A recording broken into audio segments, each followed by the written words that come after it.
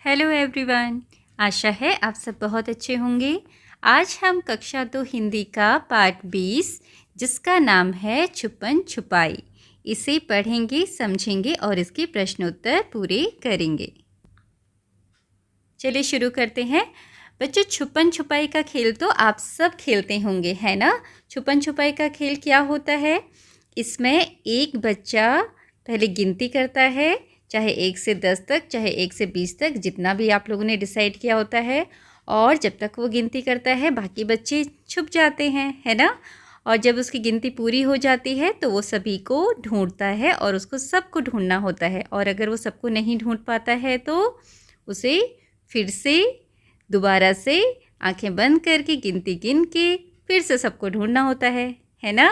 चलिए, और जब तक वो सभी को नहीं ढूंढेगा खेल ख़त्म नहीं होगा। आगे बढ़ते हैं। एक दिन सब छुपन छुपाई खेल रहे थे। उस दिन जीत की बारी थी। जीत 100 तक गिनकर सबको ढूंढने निकला। तो बच्चों, आज किसकी बारी थी छुपन छुपाई में सबको ढूंढने की? जीत की, ठीक है। तो एक दिन था, उस दिन सारे बच्चे छुपन छुपाई खेल रहे थे और उस दिन जीत की बारी थी कि वो सबको ढूंढेगा। तो जीत ने कहाँ तक गिनती की? 100 तक। और 100 तक गिनने के बाद वो सबको ढूंढने के लिए निकल पड़ा। आगे क्या होता है देखो, यहाँ पर जीत गिनती कर रहा है आंखें बंद करके, और जब उसकी गिनती पूरी हो गई 100 तक, वो निकल पड़ा सारे बच्चों को ढूंढने के लिए। आगे देखो, मोहित दरवाजे के पीछे मिल गया। देखो यहाँ पर जीत ने मोहित को दरवाजे के पीछे ढूंढ लिया, ठीक है। आगे, जीत सबको कमरे में ढूंढने लगा। बबली अलमारी के पीछे मिल गई। देखो, जीत कमरे में आया और वहाँ ढूंढने लगा तो उसको कौन मिली अलमारी के पीछे? बबली, ठीक है। जीत ने उसे भी ढूंढ लिया। उसके बाद मारिया पलंग के नीचे मिल गई। उसके बाद जीत आंगन की तरफ गया। मारिया कहाँ मिली? पलंग के नीचे। देखो मारिया कहाँ पलंग के नीचे छिपी हुई थी। ये पलंग है और इसके नीचे मारिया मिल गई। उसके बाद जीत जो है आंगन की तरफ गया। सिमरन दादी के पीछे मिल गई। जीत नाजिया को आंगन में ढूंढने लगा और जो सिमरन थी वह कहाँ मिली? दादी के पीछे। ये छुपी हुई है सिमरन। और उसके बाद जीत नाजिया को ढूंढने के लिए आंगन की तरफ गया। फिर क्या हुआ? जीत ने नाजिया को चादर के पीछे ढूंढा। अब देखो जीत क्या कर रहा है, चादर के पीछे नाजिया को ढूंढ रहा है, लेकिन अभी उसको नाजिया दिखी नहीं है, ठीक है। फिर जीत नाजिया को ढूंढने के लिए बाहर आया। वह पेड़ के नीचे खड़ा होकर सोचने लगा।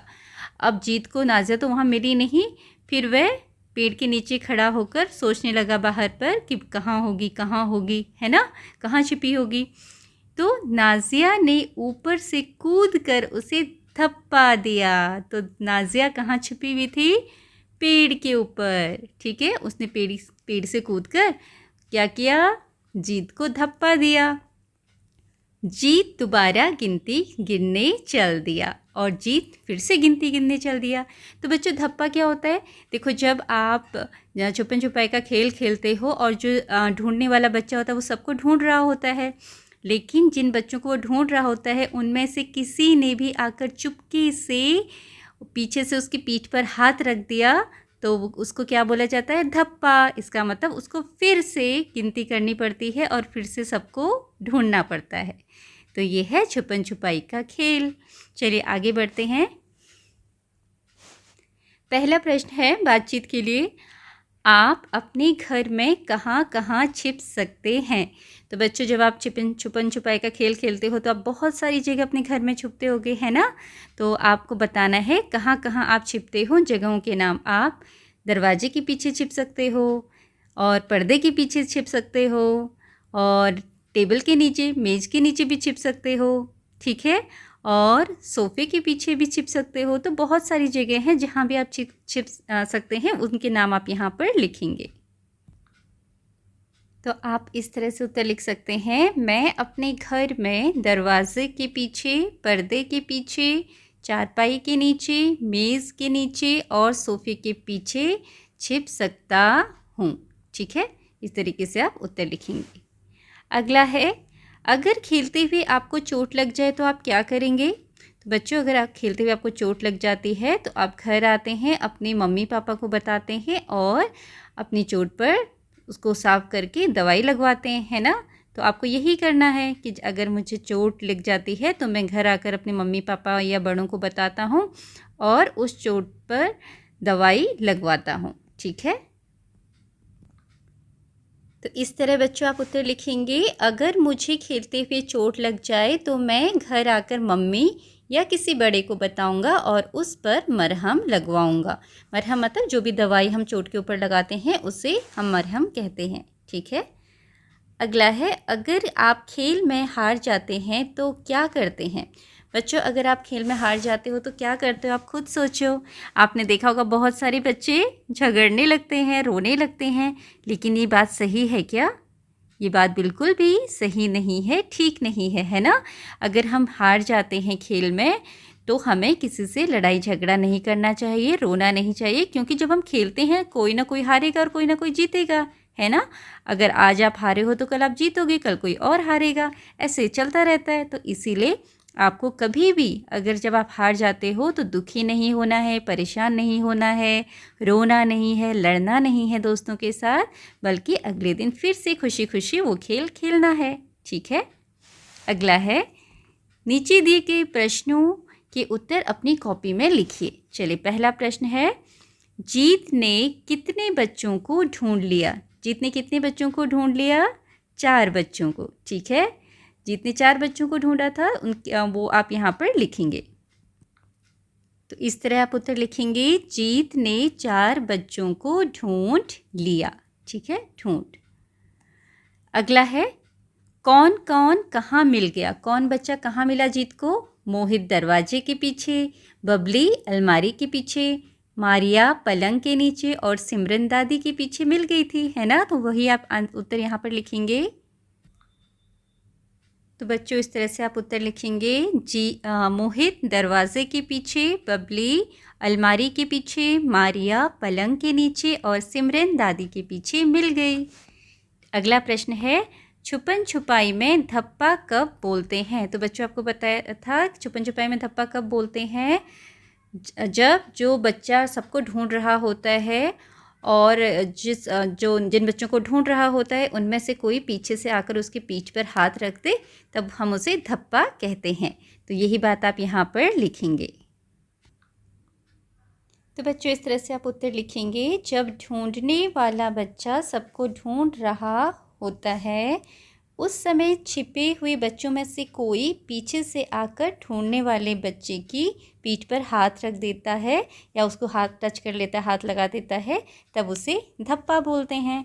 और अगर किसी बच्चे को धप्पा मिल गया तो उस बच्चे को फिर से गिनती गिननी पड़ती है और फिर से सभी को ढूंढना पड़ता है ना? चलिए आगे बढ़ते हैं। कौन किसके पीछे छिप सकता है और कैसे? अच्छा देखो, यहाँ पर बहुत सारे जानवर दिखाए हैं, कौवा, हाथी, सांप, लोमड़ी और चींटी और बगुला, है ना? इनमें से आपको बताना है कौन किसके पीछे छिप सकता है। अब आप देखो, चींटी है सबसे छोटी, तो चींटी तो सबके पीछे छिप सकती है। ठीक है, तो आपने ये देखना है जो जैसे कौवा है, कौवे से जो भी बड़े होंगे तो कौवा उनके पीछे छिप सकता है ना? कौवा हाथी के पीछे छिप सकता है, लोमड़ी के पीछे छिप सकता है, लेकिन सांप के पीछे थोड़ा छिपना मुश्किल होगा कौवे के लिए, है ना? और इस बगुले के पीछे भी छिप सकता है अगर ये बैठ जाए तो। ठीक है, नहीं तो इसकी लंबी लंबी पैर हैं, वो कौवा दिख जाएगा। और ऐसे ही लोमड़ी हाथी के पीछे छिप सकती है आराम से, कौवा भी हाथी के पीछे छिप सकता है। हाथी के पीछे तो सारे ही छिप सकते हैं, है ना? और कौन किसके पीछे नहीं छिप सकता? अब चींटी के पीछे तो कोई नहीं छिप सकता, क्योंकि चींटी सबसे छोटी है, सब दिख जाएंगे, है ना? बाकी लोमड़ी के पीछे, और लोमड़ी किसके पीछे नहीं छिप सकती? लोमड़ी सारस के, ये जो बगुला है इसके पीछे नहीं छिप सकती, वो भी दिख जाएगी। सांप के पीछे भी नहीं छिप सकती, कौवे के पीछे भी नहीं छिप सकती। तो ऐसे आपने ढूंढना है कौन किसके पीछे छिप सकता है और कौन किसके पीछे नहीं छिप सकता। दूसरे प्रश्न में यही है कौन किसी, अच्छा दूसरा प्रश्न है कौन किसी के भी पीछे नहीं छिप सकता और क्यों। इसमें से कौन सा जानवर जो किसी के पीछे भी नहीं छिप सकता। जो हाथी है वो किसी के पीछे भी नहीं छिप सकता क्योंकि वह बहुत बड़ा है, वो सभी जानवरों में से सबसे बड़ा है। वो जिसके पीछे भी छिपेगा वो आसानी से दिख जाएगा, इसलिए हाथी किसी के पीछे नहीं छिप सकता। ठीक है, अगला है मेरी कहानी। आपने छुपन छुपाई कहानी पढ़ी, अब आप अपनी कहानी लिखने का प्रयास कीजिए। तो छुपन छुपाई कहानी तो आपने पढ़ ली, तो आपने अपनी कहानी लिखने का प्रयास करना है। प्रयास मतलब कोशिश, ठीक है। आपने अपनी कहानी लिखनी है। आप इस तरह से शुरुआत कर सकते हैं। तो आपको बताया गया है आप कैसे शुरू करेंगे अपनी कहानी। मैं अपने मित्रों के साथ खेलता या खेलती हूँ। तो बच्चों आपको यहाँ पर खेल का नाम लिखना है। सबसे पहले मैं अपने मित्रों के साथ जो भी आप खेल खेलते हैं वो उस खेल का नाम आप यहाँ पर लिखेंगे और उसके बारे में आगे पूरी कहानी बनाएंगे। ठीक है, इस तरीके से आपको जो भी लिखना है, जैसे मैं अपने मित्रों के साथ क्रिकेट खेलता हूँ। क्रिकेट खेलने के लिए हम रोज़ शाम को पार्क में जाते हैं। ठीक है, खेल के मैदान में जाते हैं। वहाँ हम सब एक साथ इकट्ठा होते हैं और उस खेलने से पहले हम सभी 2 टीमों में बँट जाते हैं। ठीक है, उसके बाद एक टीम बॉलिंग करती है और दूसरी टीम के खिलाड़ी बैटिंग करते हैं, बैट लेते हैं और रन बनाते हैं। इस तरीके से आप अपनी कहानी को आगे बढ़ा सकते हैं और इसको पूरा कर सकते हैं। तो ये आपके ऊपर है, आप अपना कौन सा खेल का नाम लिखोगे, जो भी आपको अच्छा लगता है, जो भी आप खेलते हो, और उसके हिसाब से आप अपनी कहानी पूरी करेंगे। आगे है शब्दों का खेल। देखो बच्चों यहाँ क्या है, शब्द अंताक्षरी। शब्द अंताक्षरी में क्या होता है, जैसे एक शब्द बोला आपने खेल, उसका आखिरी वर्ण क्या है, ल। किस पर ख़त्म हो रहा है वो, खे और ल। आखिरी वर्ण, लास्ट वर्ण जो है वो ल है। तो ल से अगला शब्द लिखना है, ल से लड्डू।